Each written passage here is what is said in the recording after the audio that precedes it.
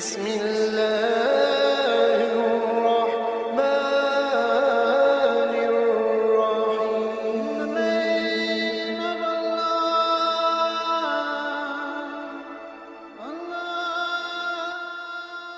الرحيم. بسم اللہ الرحمن الرحیم. شروع اللہ کے نام سے جو بڑا مہربان اور نہایت رحم والا ہے. کہتے ہیں کہ کسی سلطنت کے بادشاہ نے جنگ میں شریک ہونے والے گھوڑوں کے استبل کے ساتھ ہی گدھے بھی رکھے ہوئے تھے. گدھے ہر روز گھوڑوں کا بچا ہوا کھانا کھاتے اور گھوڑوں کو ویلا اور نکما کہتے. اندر ہی اندر کڑتے رہتے کہ گھوڑوں کے لیے اتنا اچھا کھانا اور ہم سارا دن کام کرتے ہیں اور کھاتے گھوڑوں کا بچا ہوا کھانا.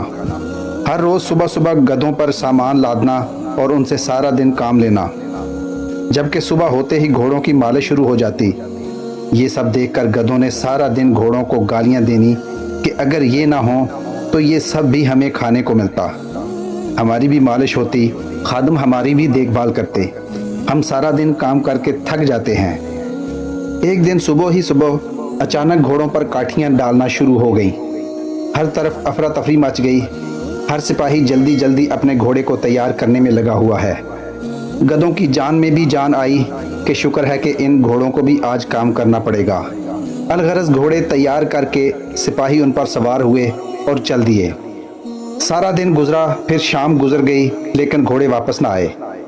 گدھے پریشان ہو گئے کہ گھوڑے ابھی تک واپس کیوں نہیں آئے، ایسا کیا کام پیش آ گیا ہے. اگلے دن جب گھوڑے واپس آئے تو کسی کا کان نہیں، کسی کی آنکھ نہیں، کوئی لنگڑا کے چل رہا ہے تو کوئی واپس ہی نہیں آیا. گدھوں نے گھوڑوں کا جب یہ حال دیکھا تو ان سے پوچھا کہ کیا ہوا ہے، یہ تمہارا حال کس نے کیا ہے.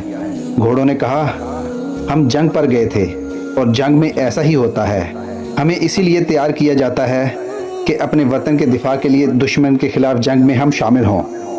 گدھوں نے گھوڑوں کا یہ جواب سنا تو انہوں نے شکر کیا کہ ہم گھوڑے نہیں گدھے ہیں.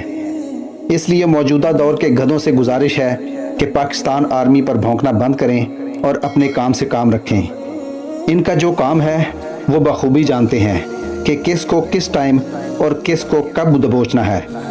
دن وقت مقرر کر کے وہ خود اپنا کام کرتے ہیں.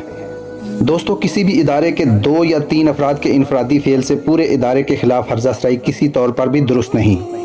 غور کریں اور سوچیں، کیا فوج کے خلاف عوام میں نفرت پھیلانا استعماری اور غیر ملکی ایجنڈے کا حصہ تو نہیں؟ کیا اس نفرت انگیز پراپوگنڈے سے ہماری حفاظت کے لیے بارڈر پر تعینات فوجی کا حوصلہ پست نہیں ہوگا؟ کل تک بھارت، اسرائیل اور تمام دشمن ہماری فوج کے خلاف کوئی بھی قدم اٹھانے کی جرت نہیں کرتا تھا، لیکن آج ملک دشمن سوشل میڈیا کے ذریعے پاکستان اور ہماری فوج کو کمزور کرنے کے لیے ہمارے ہی لوگوں میں نفرت پیدا کر رہے ہیں.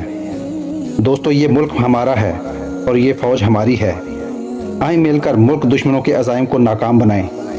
پاک فوج زندہ باد، پاکستان پائندہ باد.